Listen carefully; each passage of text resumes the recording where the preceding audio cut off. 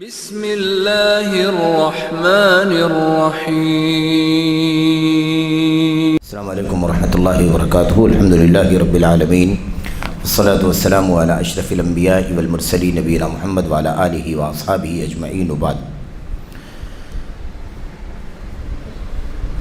آج اللہ تبارک و تعالیٰ کی فضل و کرم سے، اس کی توفیق سے جدید مناہج کی حقیقت کا جو موضوع ہمارے سامنے ہے، جو سوال ہمارے سامنے ہے، وہ ہے سوال نمبر 98۔ سوال نمبر 98 آج انشاءاللہ تبارک و تعالیٰ ہمیں پڑھنا ہے، اور اسی طرح سے اس کا جواب۔ سوال نمبر 98 میں آج کل ہونے والے، کیے جانے والے اس مسئلے سے متعلق ہے جسے ہم اور آپ آندولن کہتے ہیں، دھرنا دینا کہتے ہیں، ریلی نکالنا کہتے ہیں، مارچ کرنا وغیرہ بھی کہتے ہیں، مختلف تعبیرات ہیں اس کی۔ یہ سوال سعودی عرب کے ماحول میں خاص طور پر یا ایسے ہی ان ممالک کے تناظر میں کیا گیا ہے جہاں پر ولی امر ہے، جہاں پر مسلمانوں کا حاکم ہے، ولی امر ہے۔ حاکم کے خلاف ریلیاں نکالنا، مظاہرے کرنا، دھرنا دینا، روڈ جام کرنا وغیرہ، اس طرح کے جو کام ہوتے ہیں اس سے متعلق ہے، اور غالباً اس کے بعد کا جو سوال ہے اس سے بھی، وہ بھی اسی سے متعلق ہے۔ تو بہرحال یہ جو آج کا اہم سوال ہے وہ آپ کے سامنے پیش کرنا ہے۔ ایسے ہی اس کا جواب شیخ صالح فوزان حافظہ اللہ نے اس کا کیا جواب دیا ہے، اور اس سلسلے میں بہت سارے علماء جو سلفی منہج سے پورے طور پر اتفاق نہیں رکھتے، بلکہ وہ اخوانیت کی فکر رکھتے ہیں، خروج کی فکر رکھتے ہیں، تکفیری ذہن رکھتے ہیں، اس قسم کے بعض لوگوں کے اقتباسات کہ انہوں نے مظاہروں اور دھرنوں کے سلسلے میں کیا کہا ہے، ان باتوں کا بھی تذکرہ کیا گیا ہے۔ تو سوال نمبر 98، اور یہ ہماری کتاب میں صفحہ نمبر 452 پر ہے۔ کیا امت مسلمہ کے مسائل اور مشکلات کے حل کے لیے، کیا امت مسلمہ کے مسائل و مشکلات کے حل کے لیے مظاہرے اور آندولن وغیرہ کرنا دعوت کے وسائل میں شامل ہے؟ یہ ہے سوال۔ تو سوال میں دو پہلو پوچھے گئے ہیں۔ ایک پہلو تو یہ ہے کہ مسلمانوں کے مسائل ہیں، مسلمانوں کی مشکلات ہیں، اس کا حل کرنے کے لیے کیا مظاہرہ کیا جا سکتا ہے، آندولن کیا جا سکتا ہے، دھرنے دیے جا سکتے ہیں، یہ ایک پہلو ہے۔ دوسرا پہلو ہے کہ کیا یہ سب کام، مظاہرے، دھرنے، آندولن، کیا یہ دعوت کے وسائل میں سے ہیں؟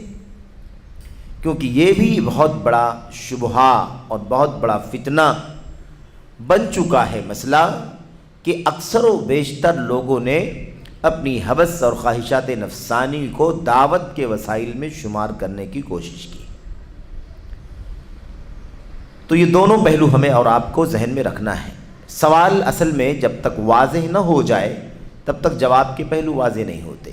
سوال تو یوں کی واضح ہے، یوں تو واضح ہے، لیکن یہ نقطہ رکھیں کہ دو باتیں اس کے اندر خاص طور پر ہیں: مسلمانوں کے مسائل و مشکلات کا حل، اور ایسے ہی کیا یہ دعوتی وسائل میں سے ہیں۔ جواب: شیخ صالح فوزان حافظہ اللہ اس کا مختصر جواب دے رہے ہیں، اور جواب کے بعد شیخ جمال بن فرحان الحارثی رحمۃ اللہ علیہ کا جو حاشیہ ہے وہ بہت ہی زیادہ مفید ہے، اور اس سلسلے میں آگاہ کرنے کے لیے کافی ہے۔ شیخ صالح فوزان کہتے ہیں، ہمارا دین لا قانونیت کا دین نہیں ہے، ہمارا دین لا قانونیت کا دین نہیں، یعنی ہمارا دین ایسا نہیں ہے کہ اس میں کوئی نظام نہیں، کوئی سسٹم نہیں، کوئی اصول نہیں، کوئی ضابطہ نہیں، کوئی قانون ہی نہیں، لا قانونیت والا دین نہیں ہے ہمارا کہ اب جس کو جو سمجھ میں آئے کرے۔ ٹھیک ہے بھائی، مشکل ہے مسلمانوں کو، ٹھیک ہے مشکلات ہیں مسلمانوں کی، تو مشکلات اور مسائل کا حل کرنے کے سلسلے میں ہمارے دین میں کوئی رہنمائی ہے کہ نہیں ہے؟ قرآن کوئی رہنمائی کرتا ہے یا نہیں کرتا؟ سنت رسول صلی اللہ علیہ وسلم میں اس کی کوئی رہنمائی ہے یا نہیں ہے؟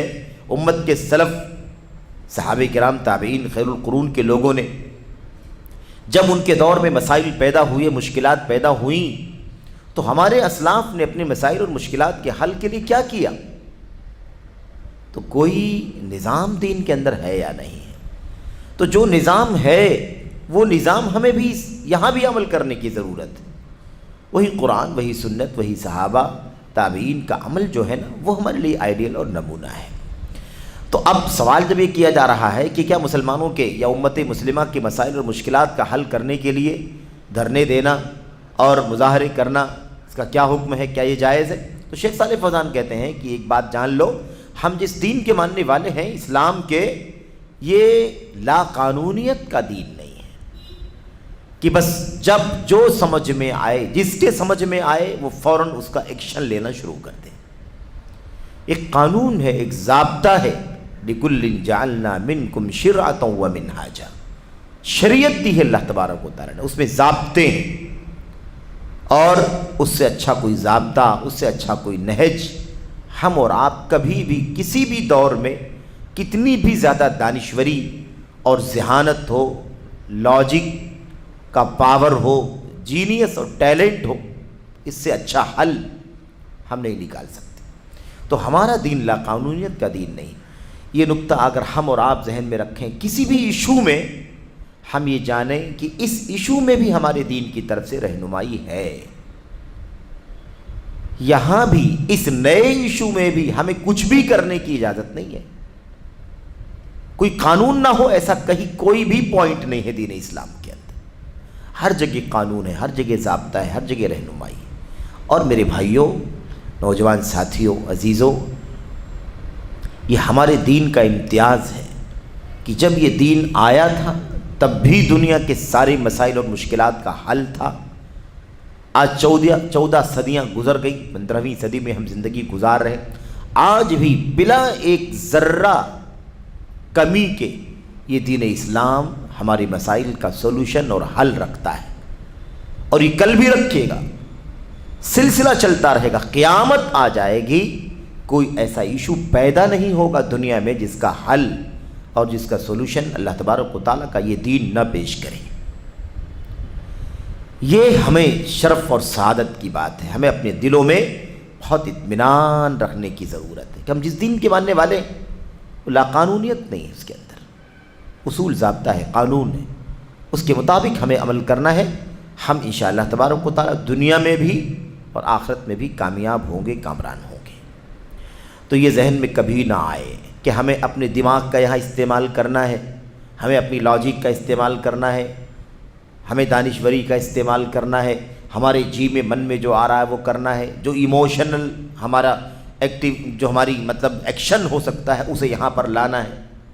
فلاں ایسا کہتا ہے یہ سولوشن ہے، فلاں ایسا کہتا ہے یہ سولوشن ہے، یہ پارٹی کہتی ہے یہ سولوشن ہے، یہ جماعت کہتی ہے، یہ فرقہ کہتا ہے یہ سولوشن ہے، اس کی گنجائش ہی نہیں ہے میرے بھائی۔ ضابطہ ہے اللہ تبارک و تعالیٰ کی کتاب میں، ضابطہ ہے یعنی قانون ہے، سسٹم ہے اللہ کے نبی علیہ السلام کی سنت۔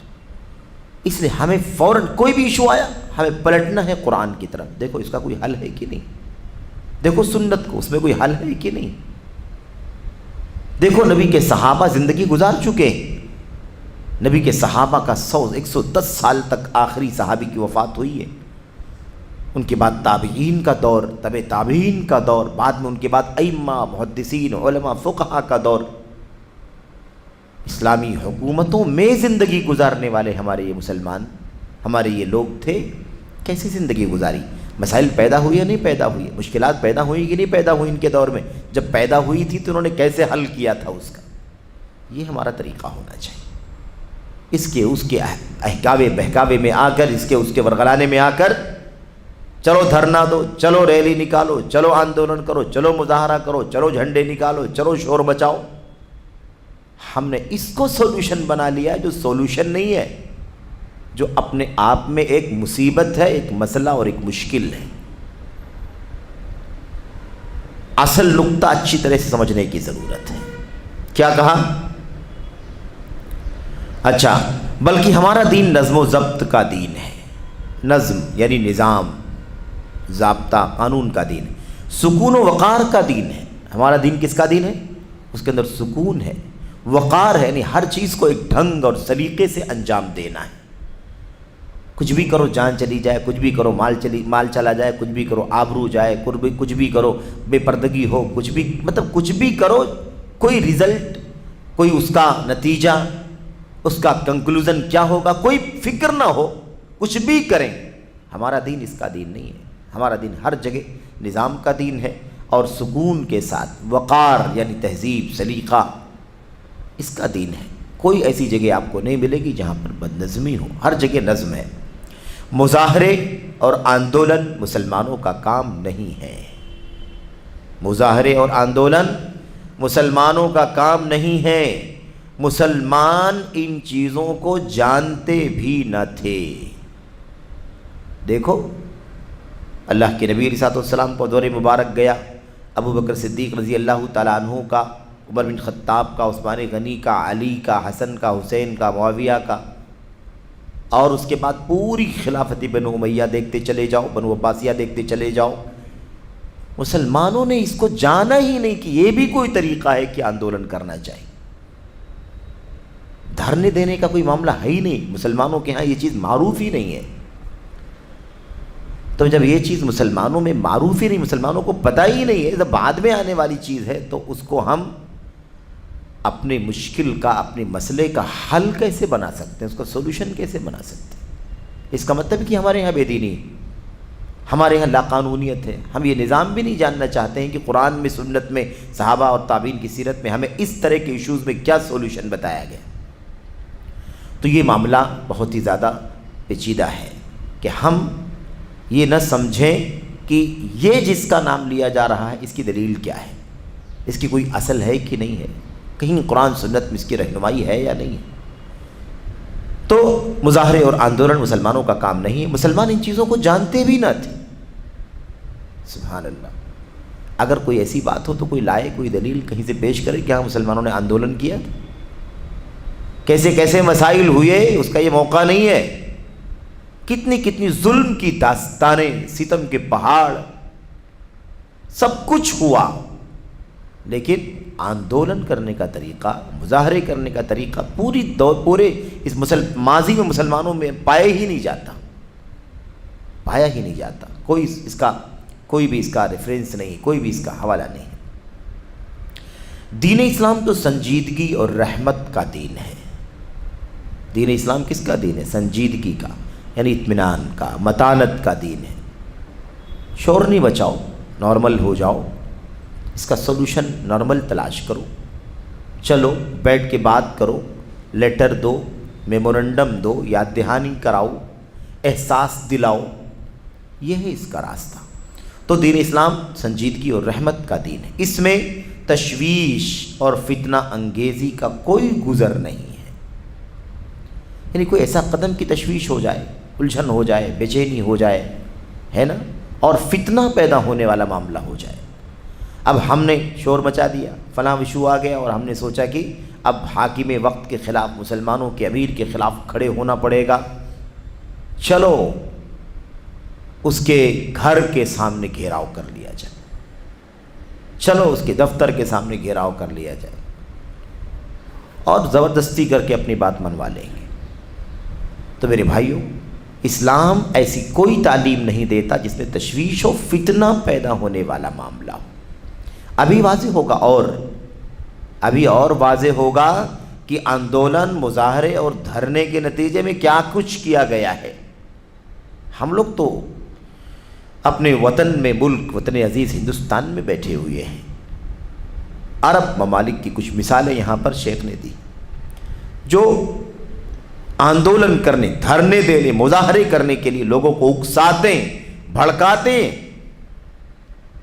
ہے کہ نہیں، ان لوگوں کی مثالیں آ رہی ہیں آگے۔ یہی دین اسلام ہے۔ شیخ صالح فوزان کیا کہتے ہیں؟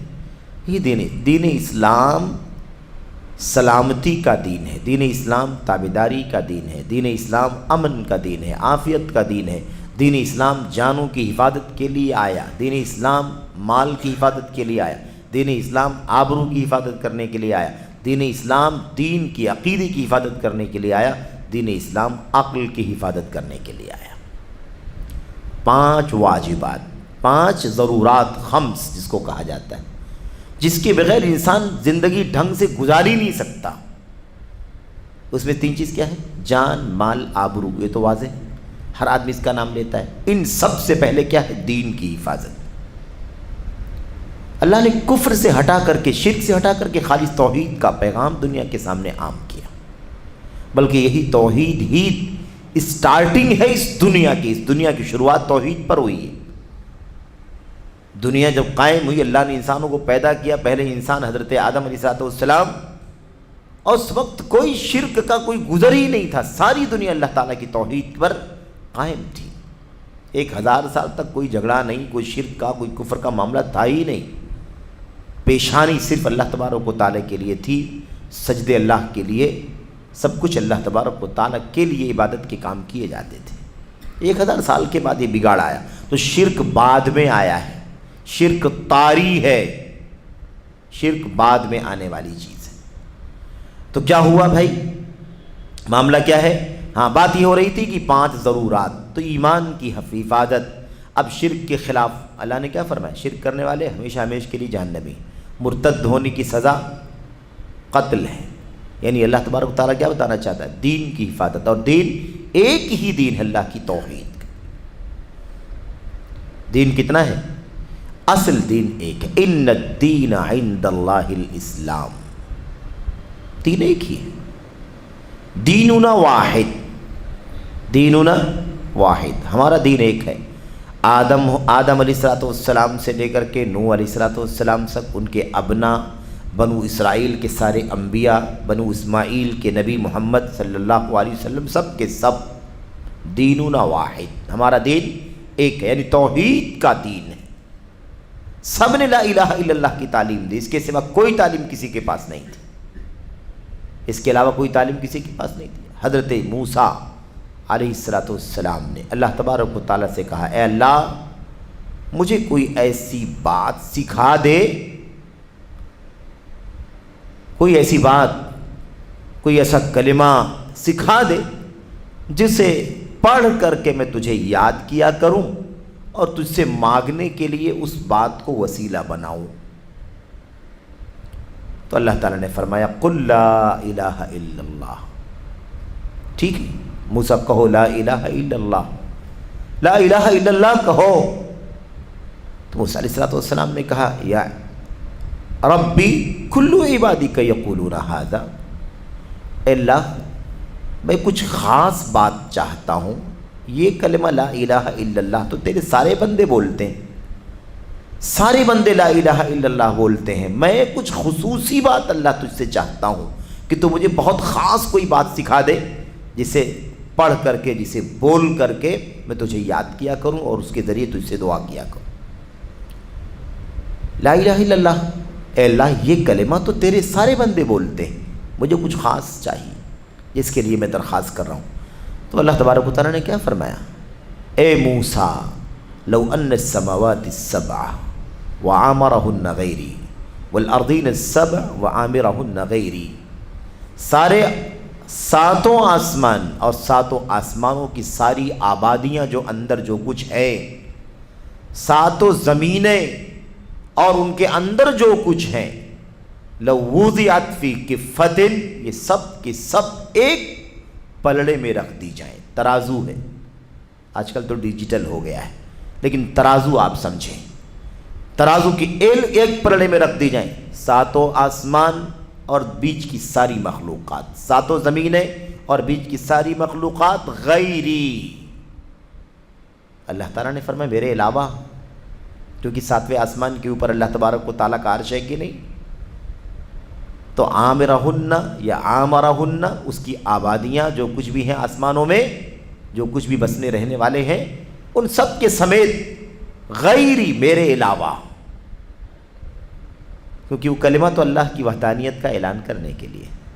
کیا کہا، اگر ان سب کو ترازو کے 2 پلڑوں میں سے ایک پلڑے میں رکھ دیا جائے، وَلَا إِلَهَ إِلَّا اللَّهُ فِي كِفَّةٍ، اور لا الہ الا اللہ کو دوسرے پلڑے میں رکھ دیا جائے، مالت بہن لا الہ الا اللہ، تو لا الہ الا اللہ والا پلڑا جھک جائے گا اور ساتوں آسمان و زمین اور ساری مخلوق والا پلڑا اوپر چلا جائے گا۔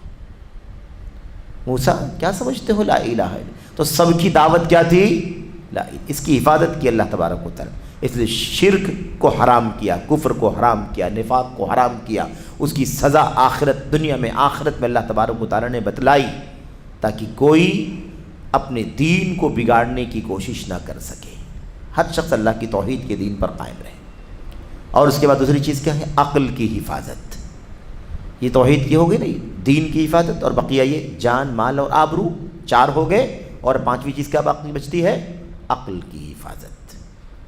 شراب حرام ہے، کیوں؟ اس لیے کہ اللہ تعالیٰ نے عقل دی ہے سلامت رہے، شراب پئیں گے تو عقل پر پردہ پڑ جائے گا، پھر انسان نہیں ہوگا، بدترین قسم کا حیوان بھی جو حرکت نہیں کرتا وہ حرکت کرنا شروع کر دے گا۔ اس لیے اللہ تعالیٰ نے عقل کی حفاظت۔ بہرحال تو 5 ضرورات، اسلام ان 5 چیزوں کی حفاظت کی ضمانت لے کر کے آیا ہے۔ آندولن کرنے میں جان کے بھی خطرے ہیں، مال کے بھی خطرے ہیں، آبرو کے بھی خطرے ہیں، عقل کے بھی خطرے ہیں، اور دین کا بھی خطرہ ہے، سارے خطرات۔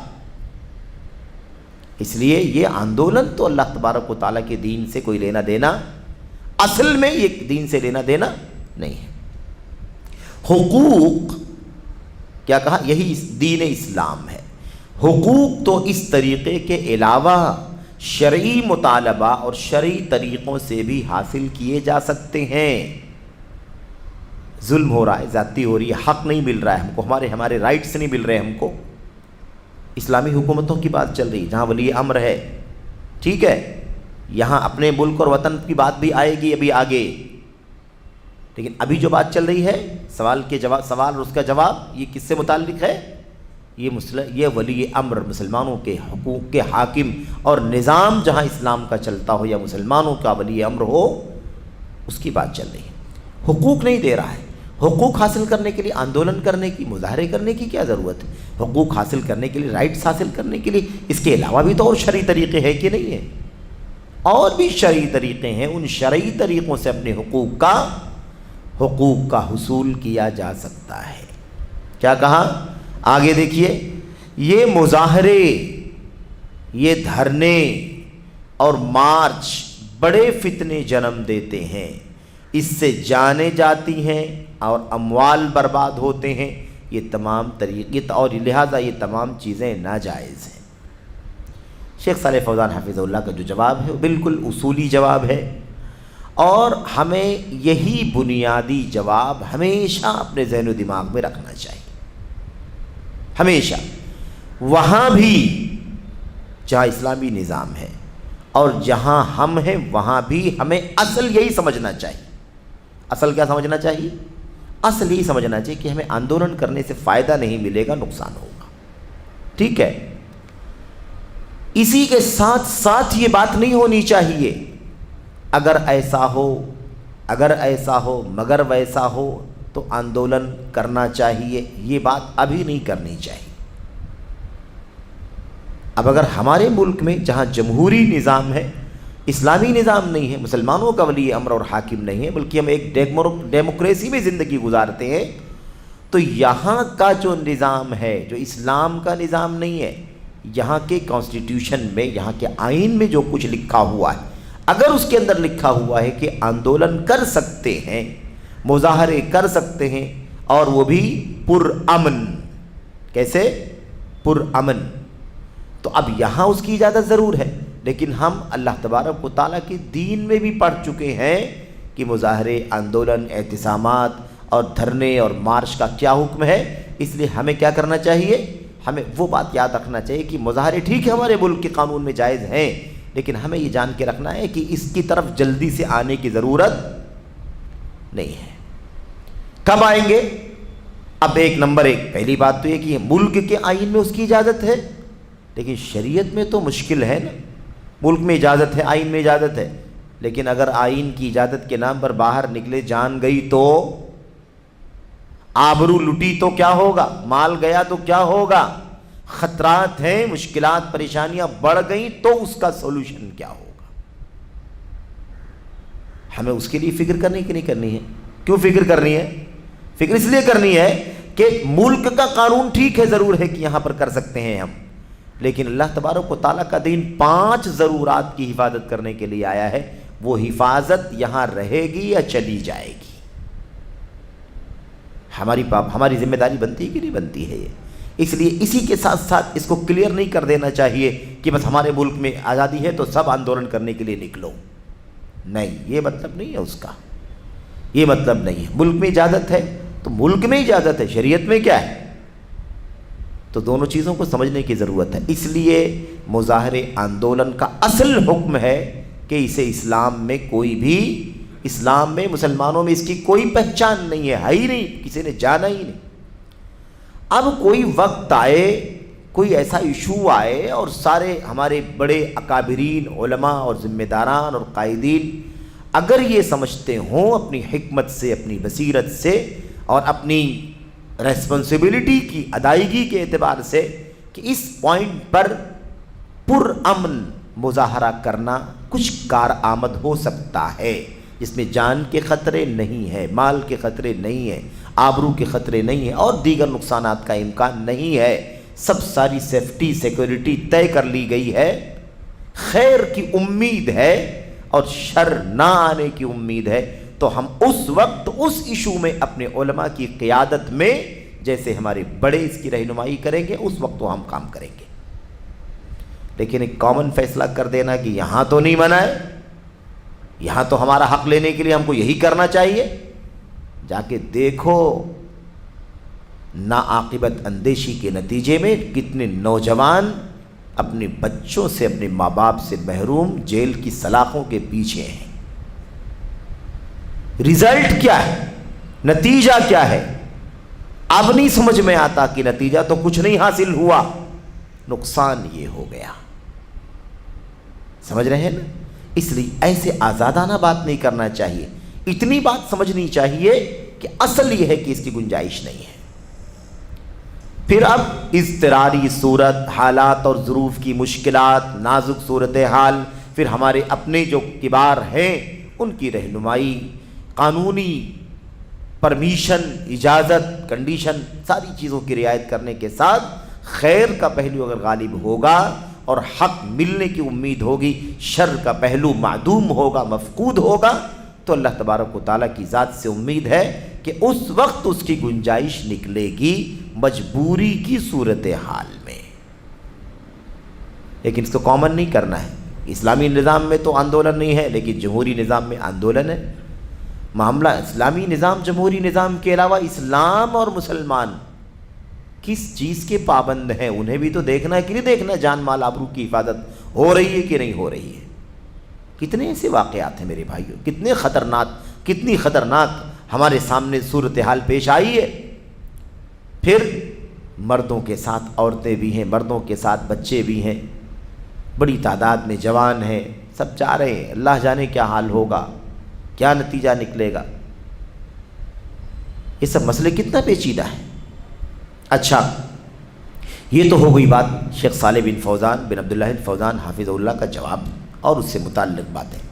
یہاں پر شیخ صالح فوزان حافظ اللہ کے سوال کے جواب میں، اس جواب کے اوپر شیخ جمال بن فریحان الحارثی رحمۃ اللہ علیہ نے اپنے حاشیے میں بڑی پیاری بات کہی ہے، اور چونکہ میں وضاحت کر چکا ہوں، یعنی کافی باتیں آ چکی ہیں اس سلسلے میں، ابھی بھی اور اس سے پہلے بھی آئی ہیں، اس لیے صرف اور صرف سرسری طور پر شیخ جمال حارثی رحمۃ اللہ علیہ کا یہ جو حاشیہ ہے نا، اسے پڑھ لیں۔ اس میں کیا اصل بتائیں گے شیخ؟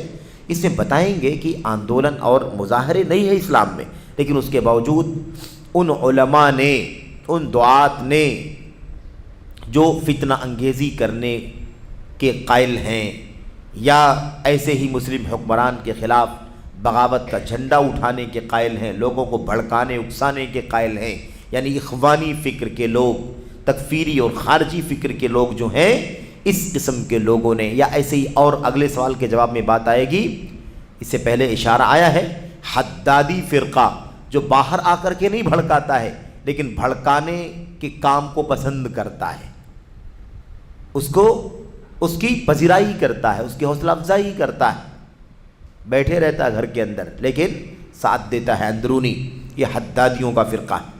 تو ہمیں یہ بات معلوم پڑے گی کہ ایسے چند علماء جنہوں نے عرب دنیا کے اندر، سعودی عرب کے اندر اور دیگر ملکوں کے اندر آندولن، مظاہرے، دھرنے اس سلسلے میں اپنی تقریروں میں، اپنی کیسٹوں میں، اپنے بیانات میں کیسے لوگوں کو بھڑکایا ہے، لوگوں کو تیار کیا ہے۔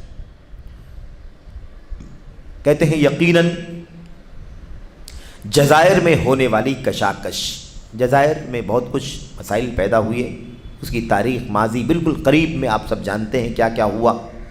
یقیناً جزائر میں ہونے والی کشاکش یعنی ٹکراؤ، جھگڑے، اختلاف، اس کو قوت پہنچانے میں کچھ جذباتی لوگوں کی تائید اور حوصلہ افزائی کا بڑا گہرا اثر رہا ہے۔ شیخ جمال کیا کہہ رہے ہیں؟ آندولن تو نہیں ہے، مظاہرے نہیں ہے، لیکن جزائر میں جو کچھ خون بہا ہے مسلمانوں کا، جزائر میں جو ہزاروں لوگوں کی جان گئی ہے، خون بہا ہے، کہتے ہیں اس کے پیچھے اور اس ٹکراؤ کو طاقت پہنچانے میں کچھ جذباتی لوگوں کی تائید یعنی ان کا سپورٹ اور حوصلہ افزائی کا بڑا گہرا اثر رہا ہے۔ یعنی جو کچھ وہاں پر ہوا ہے نا، وہ ایسے نہیں ہوا ہے۔ کچھ جذباتی لوگوں کی تقریریں سنتے تھے، وہ جذباتی لوگوں کی آڈیوز اور ان کی تقریروں کو، ان کے خطابات کو، بیانات کو سنتے تھے، اور سن کر کے ان کے یہاں جذباتیت اور گرمی آئی، جس کی وجہ سے وہ ٹکرا گئے اور نہ جانے کتنوں کی جانیں چلی گئیں۔ یعنی یہ نقصان بتا رہے ہیں کہ مظاہرے کا نقصان کیا ہوتا ہے، آندولن کا نقصان کیا ہوتا ہے۔ دیکھو جزائر میں خون کی ندیاں بہہ گئیں۔ کیا کہہ رہے ہیں آگے؟ کہتے ہیں جو برانگیختہ کرنے یعنی بھڑکانے اور فتنہ انگیزی پر ابھارنے میں مشہور ہیں۔ بعض ایسے مولوی، بعض ایسے لوگ، بعض ایسے دعات، بعض ایسے علماء جو جذباتی اور بھڑکاؤ تقریریں کرنے میں مشہور ہیں، معروف ہیں، ایسے لوگوں کی بھڑکاؤ تقریروں کا بڑا گہرا اثر رہا ہے ان فتنوں میں جو جزائر میں ہوا ہے۔ اب اس کے بعد مثال کہہ رہے، مثال کے طور پر شرح الطحاویہ نامی کیسٹ کا مقرر۔ شرح الطحاویہ عنوان کیا ہے درس کا، تقریر کا؟ شرح الطحاویہ، طحاویہ کی شرح، عقیدہ طحاویہ کی شرح۔ بھئی وہ عقیدے کی کتاب ہے، اہل سنت والجماعت کا عقیدہ اس کے اندر ہے، اس کی شرح کرنے کا عنوان ہے۔ عنوان توحید کا، عقیدے کا اللہ تبارک و تعالیٰ کی، اور اس عنوان کی کیسٹ میں، تقریر میں کیا کہا جا رہا ہے؟ کہتے ہیں اس نام کی کیسٹ کا مقرر سفر الحوالی، سفر الحوالی، کیسٹ نمبر 2185، جو نمبر لکھا ہوا ہے، جزائر کی جبہت الانقاذ۔ جزائر کی ایک پارٹی ہے، جزائر کی کیا ہے؟ ایک پارٹی ہے، ایک فرنٹ ہے جس کا نام ہے جبہت الانقاذ۔ اس کا معنی ہوتا ہے بچاؤ کا فرنٹ، نجات کا فرنٹ۔ یعنی گویا کہ انہوں نے یہ کہا کہ ہم لوگ سارے فتنوں کو دبا دیں گے اور سب نجات پا جائیں گے، سب لوگ عافیت میں زندگی گزاریں گے، جبکہ وہ اسلام کو تباہ کرنے کا فرنٹ ہے۔ نام رکھا جبہت الانقاذ، جبکہ وہ جبہت الہلاک ہے، ہلاکت کا فرنٹ ہے، لیکن کیا نام رکھا؟ بچاؤ کا، نجات کا فرنٹ ہے۔ اس کی تعریف کرتے ہوئے یہ کہتا ہے، سفر الحوالی اس جبہت الانقاذ کی، جو جزائر کی پارٹی ہے، اس کی تعریف کرتے ہوئے یہ کہتا ہے، اللہ اکبر، بتاؤ، دنگا کرنے والی پارٹی، فساد پھیلانے والی پارٹی، جان مال کو خطرے میں ڈالنے والی پارٹی، اس کی تعریف کرتے ہوئے سفر الحوالی کیا کہتا ہے؟ دیکھو نیچے دیکھو کیا لکھا ہے، جب دعات اور علماء اور مشائخ نے کہا کہ چلو ہم نکلتے ہیں، کہاں نکلتے ہیں؟ دھرنے میں، آندولن میں، مظاہرے میں نکلتے ہیں۔ جب دعات اور علماء اور مشائخ نے کہا کہ چلو ہم نکلتے ہیں تو 30 لاکھ لوگ نکل پڑے، اور کہا نکلو، ہمیں اللہ کا حکم و نظام چاہیے، ہمیں اللہ کا حکم اور نظام۔ تو اللہ کا حکم اور نظام کے لیے نکلنا پڑتا ہے۔ اللہ تبارک و تعالیٰ کا نظام اللہ کے نبی علیہ الصلوۃ والسلام کے ذریعے پہل دنیا میں قائم ہوا کہ نہیں قائم ہوا؟ کیسے قائم ہوا؟ نکلے تھے، دھرنا دیا تھا، آندولن کیا تھا اللہ کے نبی نے، نبی کے صحابہ نے مظاہرہ کیا تھا، اللہ کے نبی نے، خلفائے راشدین نے کیا کیا تھا؟ اللہ اکبر۔ تو چلو نکلو، ہمیں اسلام کا نظام چاہیے، اسلام کا نظام کے لیے قائم کرنے کے لیے نکلنا نہیں پڑتا، اس میں تو جان جائے گی۔ کون سا اسلام اجازت دیتا ہے کہ جان جائے ناحق؟ کون سا اسلام اجازت دیتا ہے کہ آبرو جائے، عزت جائے؟ یہ کون سا سولوشن ہے؟ نہ قرآن میں، نہ سنت میں، نہ صحابہ، کہیں نہیں۔ تو اب یہ تعریف کر رہا ہے کہ علماء اور دعات نے جب کہا تھا نکلو تو 30 لاکھ مسلمان نکل پڑے تھے۔ میرے بھائیوں، دوستو، عزیزو، ذرا غور کرو، اگر کہیں اسٹیشن پر بھیڑ ہو جائے، بھگدڑ مچ جائے، جہاں کتنے لوگ رہتے ہیں معلوم آپ کو؟ 1000 تو 1000 لوگ رہتے ہیں، اگر بھگدڑ مچ جائے تو 10 لوگ کچل جاتے ہیں پیروں کے نیچے۔ 30 لاکھ لوگوں کی بھیڑ اگر نکل جائے تو ان کو کنٹرول کیسے کیا جائے گا، اور انجام کیا ہوگا اس بھیڑ کا؟ کوئی قیادت نہیں۔ نکلو، نکالنے کے لیے کہہ دیا، نکلنے کے لیے اکسا دیا، نکل آئے۔ اور کیوں نکلنا ہے؟ اسلام کا نظام قائم کرنا ہے۔ ارے آپ کا یہ قدم ہی اسلامی نظام کے خلاف ہے۔ یہ کون سا اسلامی نظام قائم کرنے کے لیے آپ یہ حرکت کر رہے ہیں؟ اسلامی نظام نبی نے قائم کیا تھا، یہ کام کیا تھا؟ اسلامی نظام ابوبکر کے زمانے میں تھا کہ نہیں تھا؟ عمر کے زمانے میں تھا کہ نہیں تھا؟ عثمان غنی علی کے زمانے میں تھا کہ نہیں تھا؟ دیگر خلفائے بنو امیہ، بنو عباسیہ کے دور میں اسلامی نظام تھا یا نہیں تھا؟ کیا آندولن کیے گئے، کیا دھرنے دیے گئے؟ کیا یہ حرکت جو تم بتا رہے ہو اسلامی نظام قائم کر، ایسے بھیڑ سے اور 30 لاکھ لوگ نکل جائیں تو خون کی ندی بہہ جائے گی، کوئی نظام قائم نہیں ہوگا، سارا نظام درہم برہم ہو جائے گا۔ یہ ہے خارجیت اور اخوانیت کی راہ۔ یہ سفر الحوالی اسی فکر کے دعات میں سے، اسی فکر کے علماء میں سے ایک عالم ہے۔ دیکھو کیا ہوا، آگے دیکھو مزید کہتے ہیں ہمیں اللہ کا نظام و حکم و نظام چاہیے، نکلو، عورتوں کو بھی نکالو۔ واہ بھائی، مرد کافی نہیں ہے، عورتوں کو بھی نکالو باہر۔ اللہ اکبر، عورتوں کو بھی نکالو۔ آپ دیکھ رہے ہیں کتنی آج کل دنیا کے اندر سب تو میڈیا کے ذریعے ہر چیز یہاں سے وہاں پھیلتی ہے، عورتیں چہرہ کھلا ہوا ہے، شور مچا رہی ہے، اس کے ذریعے سے لوگ اسلام قائم کرنا چاہ رہے ہیں۔ تو عورتوں کو بھی نکالو۔ آگے دیکھو، چنانچہ 7 لاکھ عورتیں بھی نکلی، استغفر اللہ، کہہ رہی تھی ہم پر قرآن کا نظام نافذ کرو، ہم حجاب چاہتی ہیں، اختلاط ختم کرو۔ تو باہر آنے کے لیے کس نے کہا آپ کو؟ حجاب چاہتی ہو تو اندر رہنا تھا، باہر آنے کے لیے کس نے کہا آپ کو؟ اس میں حجاب، اسلامی نظام ہم پر نافذ کرو، قرآن نافذ کرو، ہم حجاب چاہتی ہیں۔ کہاں چاہتی ہیں حجاب؟ 7 لاکھ باہر نکل آئی، کون سا حجاب باقی بچا بھائی؟ اختلاط ختم کرو۔ اختلاط تو تم نے کیا، 30 لاکھ مردوں کے بیچ میں 7 لاکھ عورتیں نکل آئی۔ استغفر اللہ۔ یہ کہاں تک سچائی ہے نہیں ہے یہ تو بات کی بات ہے، لیکن بتانا کیا، سفر الحوالی نے یہ بات اپنی تقریر میں کہی ہے، تعریف کر رہا ہے۔ علماء نے کہا، دعات نے کہا نکلو اسلام کا نظام نافذ کرنے کے لیے، تو 30 لاکھ مرد نکل آئے، اور کہا نکلو عورتوں کو بھی نکالو، تو 7 لاکھ عورتیں نکل آئیں، کہہ رہی تھی قرآن نافذ کرو، ہمیں حجاب میں لاؤ، ہمیں حجاب کرنا ہے۔ کیا کہا؟ ہم حجاب چاہتی ہیں، اختلاط ختم کرو۔ یا آپ ایک طرف کہہ رہے ہو کہ علماء نے دعات نے کہا نکلو، عورتوں کو نکلنے کے لیے کیوں کہا؟ عورتوں کو کیوں نکالا؟ جب وہ حجاب چاہتی ہیں تو انہیں اندر رکھنا تھا، انہیں اختلاط سے بچانا تھا، اور تم کہتے ہو کہ نکلو، عورتوں کو بھی نکالو۔ 7 لاکھ عورتیں نکل آئیں۔ میرے بھائیوں، 10 20 50 100 200 کی بھیڑ میں لوگوں کی جان چلی جاتی ہے، 7 لاکھ 37 38 لاکھ مرد اور عورت اکٹھا ہو جائے، کیا حال ہوگا؟ مملکت سعودی عرب کو اللہ تعالیٰ قائم و دائم رکھے، وہاں کے ولاۃ امور کو حج بیت اللہ کا جو مجمع ہوتا ہے، 20 लाख 25 लाख 30 लाख 35 लाख तक पहुंच जाता है कभी कभी।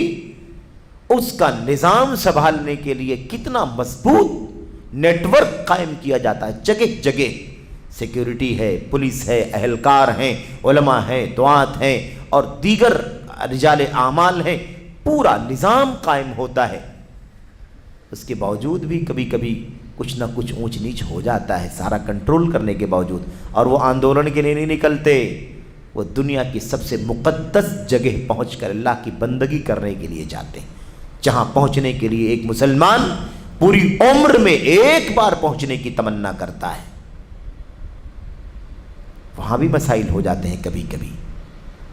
भीड़ अगर निकलने के लिए चलो निकलो और 35-37 लाख लोग निकल जाएं मर्द औरत, तो क्या हाल होगा मुझे बताओ जरा। ये है आंदोलन, ये है मुजाहरा, ये है मार्च करना, ये है वगैरह रैली, जो भी आप कह लें, थोड़े से अल्फाज के अख्तलाफ के साथ, और हो सकता है उसका थोड़ा सा है ना, उसका जो असल मदलूल और माना है वो भी कुछ मुख्तलिफ हो सकता है, करीब करीब है। ये सफ़र अल-हवाली ने अपनी कैसेट में कहा है। शेख जमाल बिन फुरहान कहते हैं, कुल हातु बुरहानकुम इन कुंतुम सादिकीन, आप इनसे कह दीजिए कि अगर सच्चे हो तो दलील पेश करो, सच्चे हो तो दलील पेश करो। शेख जमाल कह रहे हैं, ज़रा हमें उन दुआत और मशाइख के नाम बताओ, क्यों उलमा को बदनाम करते हो कि उलमा ने कहा निकलो, 30 लाख मर्द निकल आए, दुआत ने कहा औरतों को बाहर निकालो, 7 लाख औरतें निकल आई।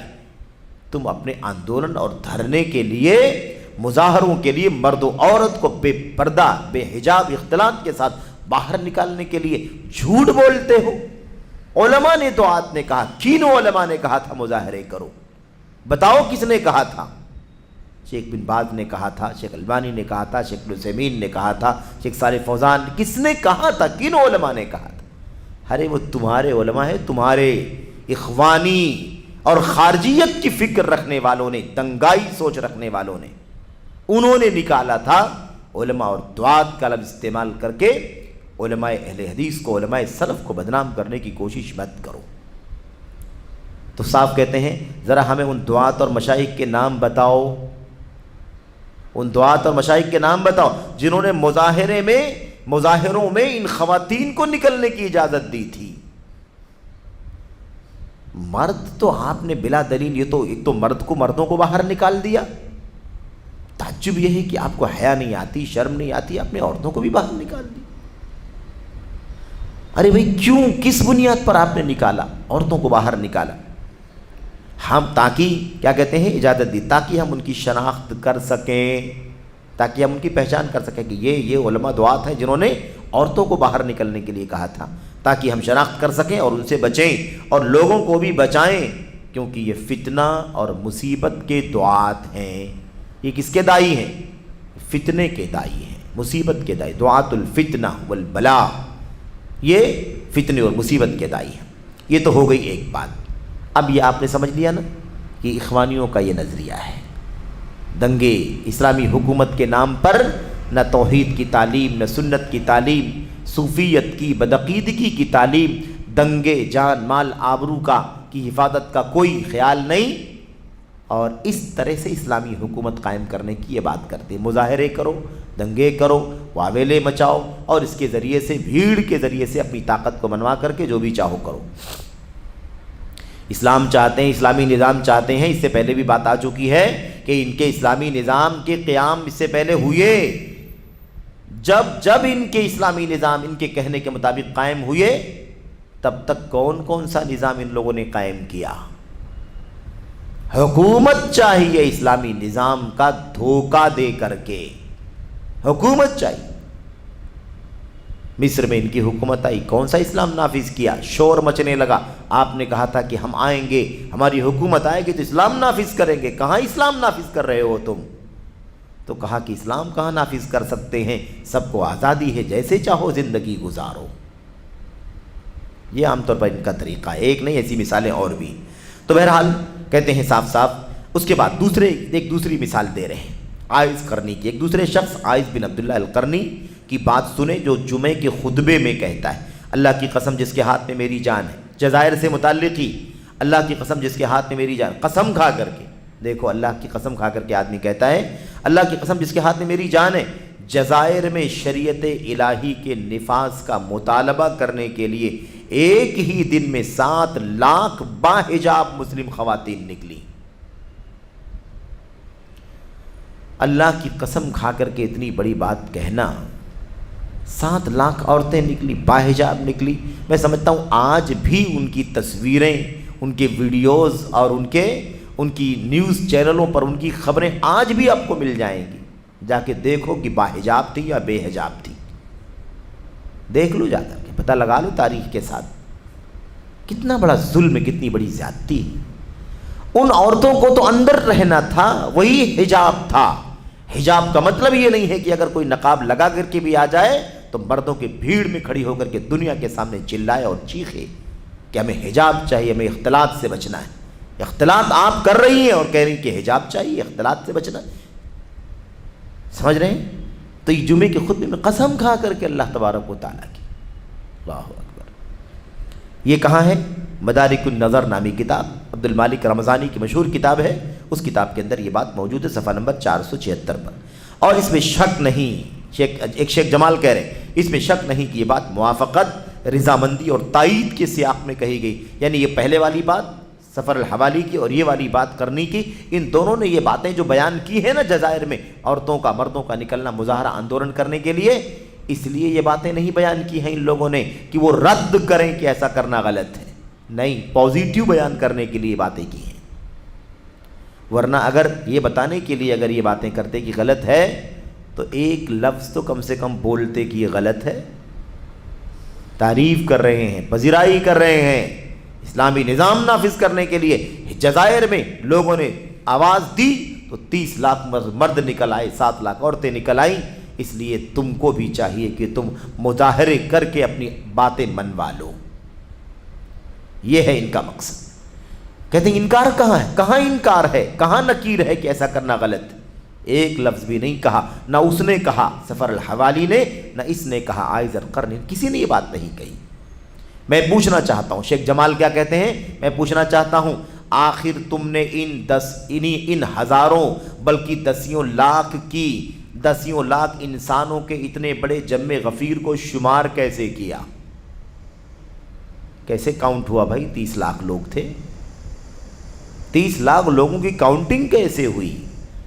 اگر کہیں کاؤنٹ کرنا ہوتا ہے تب بھی کچھ نمبرز فرق پڑ جاتے ہیں، نظام سسٹم بنا ہوتا ہے تب بھی۔ آپ نے کیسے گنا کہ وہ 30 لاکھ لوگ تھے؟ یہی تو کہا ہے نا، 7 لاکھ عورتیں تھیں۔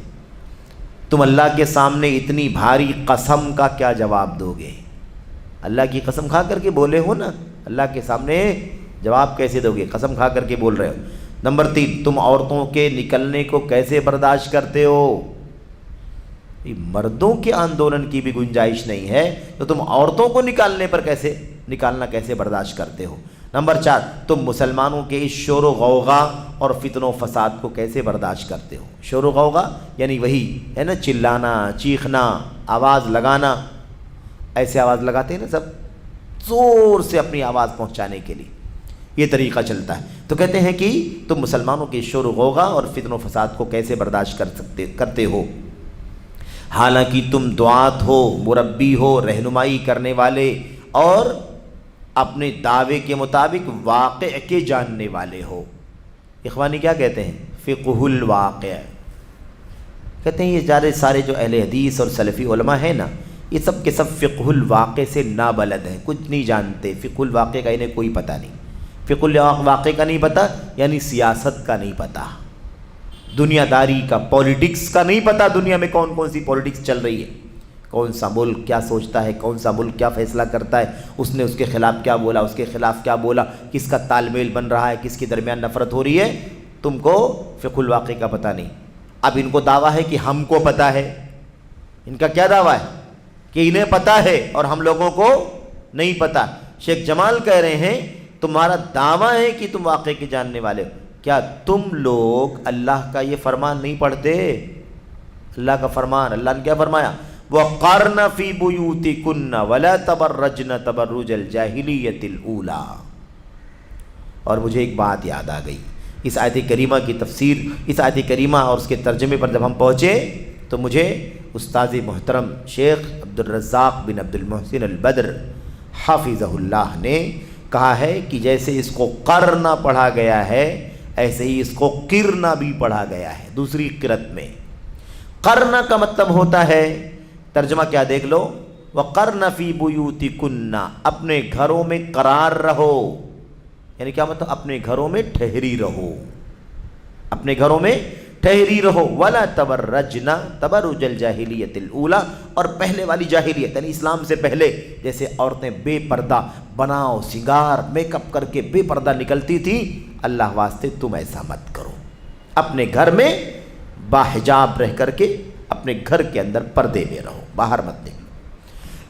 یہ تو ہے قرنا، کیا ہے قرنا، جو آیت کریمہ میں ہے اس کا معنی۔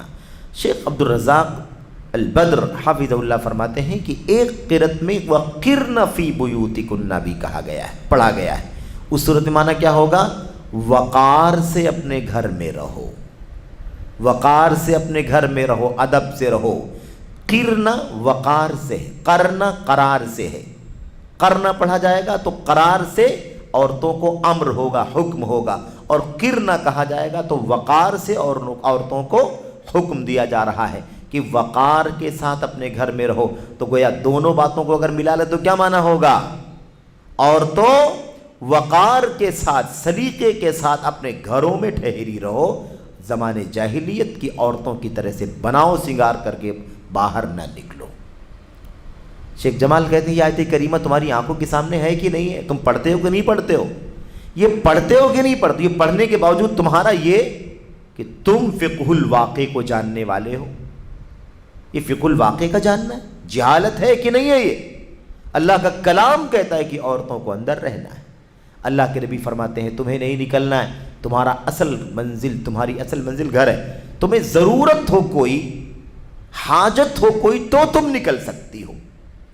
قد اذن اللہ لکن ان تخرجن لحوائجکن، اللہ تعالیٰ نے تمہیں اس بات کی اجازت دی ہے کہ جب تمہیں حاجت اور ضرورت ہو کوئی تو تم باہر نکلو، ورنہ باہر مت نکلو۔ یہ کون کہہ رہا ہے، اللہ کے نبی صلی اللہ علیہ وسلم۔ ایک طرف یہ، دوسری طرف یہ کیا کہتے ہیں، یہ کہتے ہیں کہ کیا ہے بھائی، یہ کہتے ہیں کہ فقہ الواقع کا علم ہم کو ہے۔ شیخ جمال کہتے ہیں بہرکیف ان لوگوں کو دیکھ لو، ان لوگوں کا یہ نظریہ، دو حوالے دیے، سفر الحوالی اور عائز کرنی کا، دونوں کی باتیں آپ کے سامنے پیش کی کہ یہ وہ علماء ہیں جو اکسانے بھڑکانے کا کام کر رہے ہیں۔ عورتوں مردوں کو باہر نکالو، عورتوں کو باہر نکالو، 30 لاکھ مرد نکل گئے، ان کا بیان، اور 7 لاکھ عورتیں نکلا، ان کا بیان۔ خطرناک ہے کہ نہیں خطرناک ہے؟ اس کے بعد دیکھیے، بات ختم کر لیتے ہیں پڑھ کے، کہتے ہیں بہرکیف ان اور ان جیسے دیگر لوگوں کا منہ توڑ جواب دیتے ہوئے مایا ناز علمی شخصیت علامہ ابن باز، علامہ ابن عثیمین رحمۃ اللہ علیہ نے مختصراً فرمایا ہے۔ ان لوگوں کا منہ توڑ جواب دیتے ہوئے شیخ ابن عثیمین رحمۃ اللہ علیہ بہت شارٹ میں فرماتے ہیں۔ یہ بات انہوں نے کہاں فرمائی ہے، المسلمون نامی میگزین ہے، جریدہ المسلمون، لکھا ہوا ہے شمارہ 540 اور یہ 11/1/1416۔ اندازہ لگاؤ کب کی بات ہے یہ، 1416، آج 1445 چل رہا ہے، 1446 شروع ہونے جا رہا ہے، سمجھ رہے ہیں نا، گویا کہ 30 سال پہلے۔ اس لیے میں اکثر کہتا ہوں آپ کے سامنے کہ کتاب تقریباً 20-25 سال پہلے کی ہے، 30 سال پہلے کی ہے یہ، ٹھیک ہے۔ تو جریدہ المسلمون کے اس شمارے کے اندر اس نمبر میں یہ بات موجود ہے۔ شیخ ابن عثیمین کیا فرماتے ہیں، پچھلے 3 سالوں میں جتنے جزائری مارے گئے ہیں، پچھلے 3 سالوں میں جتنے جزائری مارے گئے ہیں ان کی تعداد بہت بڑی ہے، جنہیں مسلمانوں نے محض اس قسم کی لاقانونیت پیدا کرنے کے سبب کھویا ہے۔ اب یہ جو مارے گئے ہیں ہزاروں جزائری، ان کی موت کہاں ہوئی ہے، آندولن میں ہوئی ہے، مظاہرے میں ہوئی ہے، اسی کے نتیجے میں یہ ساری جانیں گئی ہیں۔ لاقانونیت، ہم پر واجب ہے کہ حسب استطاعت ہم ان کی خیر خواہی کریں، اور اب آپ لوگ جان چکے ہیں کہ ان چیزوں کا نہ شریعت اسلامیہ سے کوئی تعلق ہے، نہ اصلاح و سدھار سے، اصلاح و سدھار سے بھی کوئی تعلق اس کا نہیں، یعنی آندولن کرنے سے کوئی اصلاح نہیں ہوگی، کوئی سدھار نہیں ہوگی، جان جائے گی جیسا کہ ہزاروں جانیں گئی ہیں۔ اور ہم دھرنوں اور آندولنوں وغیرہ کی تائید نہیں کرتے، بالکل نہیں کرتے، اس کا سپورٹ ہم کبھی نہیں کرتے، بلکہ اس کے بغیر بھی اصلاح ممکن ہے، اصلاح اس کے بغیر بھی ممکن ہے۔ اگر حاکم نہیں مانتا ہے تو آندولن کرنے کے علاوہ بھی اور بھی بہت سارے راستے ہیں، ان راستوں کے ذریعے سے مسئلے کو حل کیا جائے، آندولن کسی مسئلے کا حل نہیں ہے۔ لیکن اس کے پس پردہ، یہ خاص بات پڑھنے کی ہے، کہتے ہیں اس کے پس پردہ کسی نہ کسی کا داخلی یا خارجی خفیہ ہاتھ ضرور ہے، پوشیدہ ہاتھ ہے اندر سے، چاہے وہ اندر کے لوگ ہوں یا باہر کے لوگ ہوں، کسی نہ کسی کا کچھ نہ کچھ ہاتھ ضرور ہے اس کے اندر، اس لیے کہ اتنا بڑا آندولن، اتنا بڑا فساد اتنی آسانی سے نہیں ہوتا، اندر سے کوئی بھڑکانے اکسانے والا ہوگا، خاموش چپکے سے کام کر رہا ہوگا، یا کوئی باہر کا ہوگا جو اندر سے چپکے سے کام کر رہا ہوگا۔ کہتے ہیں جو اس قسم کی چیزیں پھیلانے کی کوشش کیا کرتے ہیں، ایسے لوگوں کا چاہے وہ اندر کے ہوں یا باہر کے ہوں، کوئی نہ کوئی چھپا ہاتھ ضرور ہے اس کے پیچھے۔ یہ کون کہہ رہا ہے؟ یہ شیخ ابن عثیمین کہہ رہے ہیں، اور آپ جان لیں کہ ابن عثیمین کس قدر زاہد آدمی تھے، اتنی آسانی سے یہ بات نہیں کہتے، انہوں نے ظاہر نہیں کیا، انہیں بہت کچھ اس بارے میں علم تھا اور رہا ہوگا۔ کہتے ہیں اب شیخ جمال کہہ رہے کیا ان لوگوں کی باتیں اور جذباتی تقریریں خفیہ ہاتھوں میں سے نہیں ہیں؟ یہ آندولن، یہ دھرنے جو کچھ ہوئے ہیں، ان آندولن اور دھرنوں میں سفر الحوالی کی تقریروں کا اور عائز کرنی کی تقریروں کا اور دیگر اخوانیوں کی تقریروں کا ہاتھ ہے کہ نہیں ہے؟ ان باتوں کو سن سن کر کے بھی کیا ہوتا ہے؟ لوگوں کے جذبات بھڑکتے ہیں۔ کوئی کہے نکلو، اسلامی نظام قائم کر، نکلو عورتوں، نکلو مردوں، تو لوگ بھڑک جائیں گے کہ نہیں بھڑک جائیں گے؟ تو اس کی وجہ سے جان گئی ہے۔ اور آپ تو جانتے ہیں کہ اپنے اس ملک کے اندر بھی وہ واقعہ پیش آیا تھا کہ دنگا ہو گیا پڑوسی ملکوں میں، بنگلہ دیش میں یا کہاں کوئی فساد ہو گیا، جب اس سے پوچھ تاچھ کی گئی تو اس نے کسی کا نام لے لیا اور کہا فلاں کی تقریر سن کر کے میں نے یہ قدم اٹھایا ہے، غالباً بنگلہ دیش میں یا سری لنکا میں، جانتے ہیں کہ نہیں جانتے؟ تو کسی کے بھڑکانے اکسانے کا بھی بہت بڑا دخل ہوتا ہے۔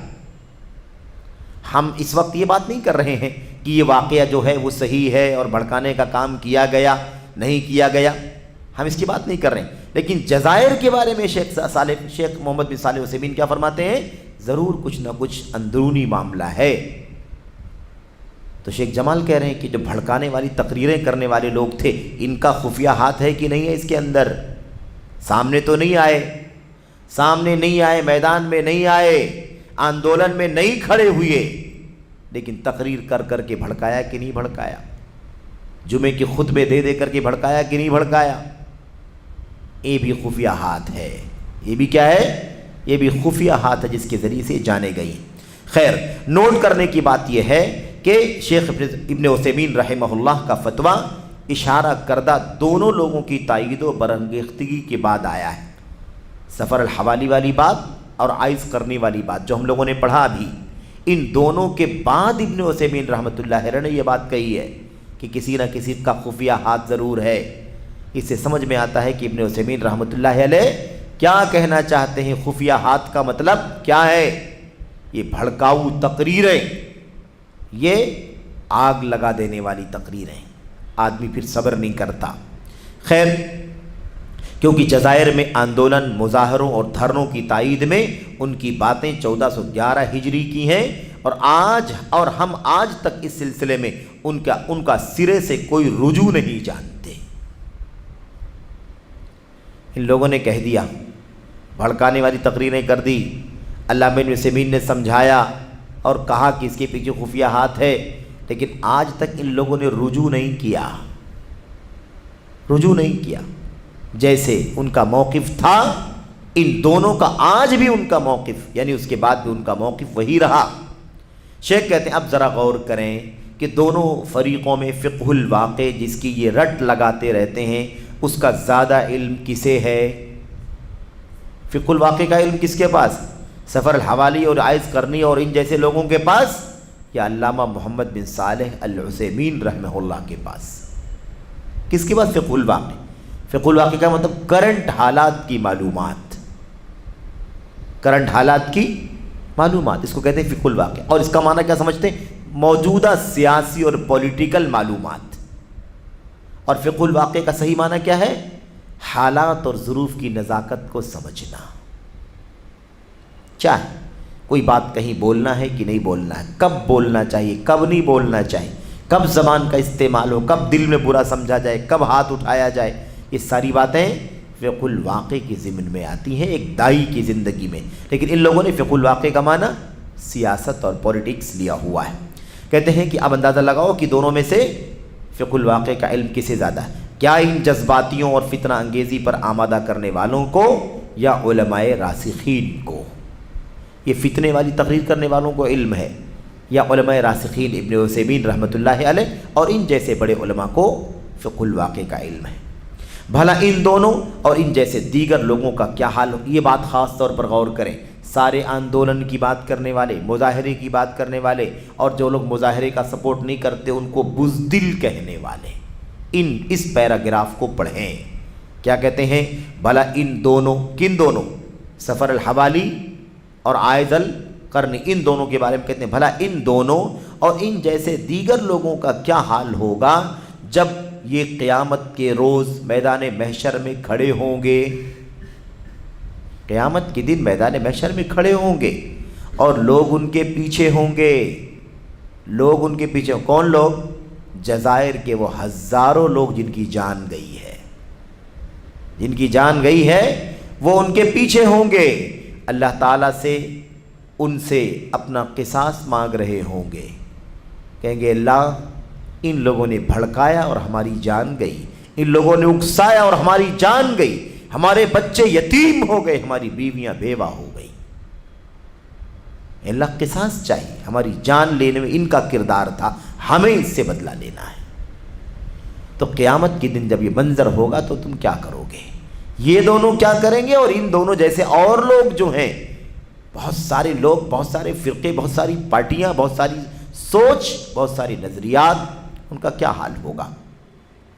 اپنا قصاص مانگ رہے ہوں گے اور ان کی گردنوں پر ان تمام لوگوں کے گناہوں کا بوجھ ہوگا جو ان کی باتوں سے متاثر ہوئے ہیں اور ان کے فتووں کے پیچھے کود پڑے ہیں۔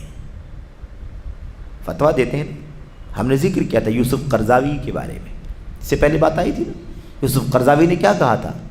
کہا تھا کہ خودکش حملے کرو، کیا کہتے ہیں اس کو، ہے نا، بامبنگ جو ہوتی، سوسائڈ بامبنگ کرو، نکلو اس کے لیے۔ یوسف قرضاوی نے باقاعدہ اکسایا، سمجھ رہے ہیں آپ؟ اب بتاؤ ان کی جان گئی، اللہ کے یہاں کل قیامت کے دن کھڑے ہوں گے تو کیا جواب دیں گے اللہ تبارک و تعالیٰ کو؟ آسان کام ہے، بندے کا حق ہے کہ نہیں ہے؟ آپ کا نام ہے، آپ کا چرچا ہے، آپ عالم ہیں، آپ دائی ہیں، آپ پاپولر ہیں، آپ ساری دنیا میں آپ کے ڈنکے بجتے ہیں، تو آپ کچھ بھی کریں گے؟ کل قیامت کے دن اس خون کا بدلہ آپ سے لیا جائے گا، کیا جواب دو گے؟ تو شیخ جمال بن فرحان کہتے ہیں ان لوگوں کی گردنوں پر ان تمام لوگوں کے گناہوں کا بوجھ ہوگا جو ان کی باتوں سے متاثر ہوئے ہیں اور ان کے فتاووں کے پیچھے کود پڑے ہیں۔ فتویٰ دیتے جاؤ، کرو، فتویٰ ہے، جائز ہے، جہاد کا ہے، جہاد۔ سوسائڈ بامبنگ کو کیا کہا ہے؟ افضل الجہاد، سب سے بہتر جہاد، استغفر اللہ۔ سمجھ رہے ہیں آپ؟ اس سے پہلے غالباً ہم نے آپ کے سامنے ان کی باتوں کو کوٹ بھی کیا ہے۔ بہرحال نبی کریم صلی اللہ علیہ وسلم کی حدیث ہے، آپ نے فرمایا تھا من دعا الی ضلالۃ کان علیہ من الاثم مثل آثام من تبعہ لا ينقص ذلک من آثامہم شیئا۔ صحیح مسلم کی مشہور روایت ہے، اس میں اللہ کے نبی نے فرمایا جو گمراہی کی دعوت دے گا اس پر اس کے پیروکاروں جیسا گناہ ہوگا۔ ٹھیک ہے، جو گمراہی کی دعوت دے گا اس پر اس کے پیروکاروں جیسا گناہ ہوگا، یعنی جو لوگ فالو کریں گے جیسے وہ گنہگار ہوں گے ایسے ہی دعوت دینے والا بھی گنہگار ہوگا۔ اور کیا فرمایا؟ ان کے گناہوں میں کوئی کچھ بھی کمی نہیں کی جائے گی۔ ایک آدمی نے غلط رہنمائی کی، مس گائیڈ کیا، اب جس کو مس گائیڈ کیا وہ غلط کام کرنے لگا، گناہ کا کام کرنے لگا اور گنہگار ہونے لگا، گناہوں کا بوجھ اس کے نام عمل میں آنے لگا۔ تو کیا فرمائے؟ جیسے وہ گنہگار ہو رہا ہے ایسے ہی یہ برائی کا راستہ دکھانے والا بھی گنہگار ہو رہا ہے۔ دونوں کے گناہوں میں کوئی کمی نہیں کی جائے گی، جیسے وہ گنہگار ایسے یہ بھی گنہگار، برابر کے گنہگار۔ تو اب جس نے بھڑکایا اس کا بھی گناہ وہی ہوگا جو گناہ بھڑکنے والے کا ہوگا، جو گناہ بھڑکنے والے کا اور بھڑکنے کے بعد غلط قدم اٹھانے کا ہوگا، وہی گناہ کس کا ہوگا؟ بھڑکانے والے کا ہوگا۔ اس لیے کوئی بھی ہم کو نہ ورغلائے، کوئی بھی نہ اکسائے، آئے دین یہ مسئلے آتے ہیں۔ ماضی قریب کے اندر وہ سب لشکر وشکر کے فتنے، دنگائیوں کے، فسادیوں کے، ہے نا، ان لوگوں نے نہ جانے کتنوں کو ورغلایا، بہکایا۔ اور ابھی آئی ایس والوں کا فتنہ، کتنے لوگوں کو بھڑکایا، بہکایا۔ یہ سب دنگائی ہیں، فسادی ہیں، مجرم ہیں۔ اللہ کا دین ان سے بری ہے اور یہ اللہ کے دین سے بری ہیں۔ نہ ان کا اللہ کے دین سے، اسلام سے کوئی تعلق، نہ اسلام کا ان سے کوئی تعلق۔ سمجھ رہے ہیں آپ؟ اس لیے ہمیں چاہیے کہ ہم کیا کریں؟ ہم کتاب و سنت کے اصولوں سے ہی وابستہ رہیں، اسی کی رہنمائی پر آگے قدم بڑھائیں۔ کتاب و سنت کے اصولوں کو نبی کے صحابہ اور تابعین نے کیسے سمجھا ہے اسی طریقے سے سمجھیں اور ہر دور میں عمل کریں۔ یہ ہماری اور آپ کی ذمہ داری ہے۔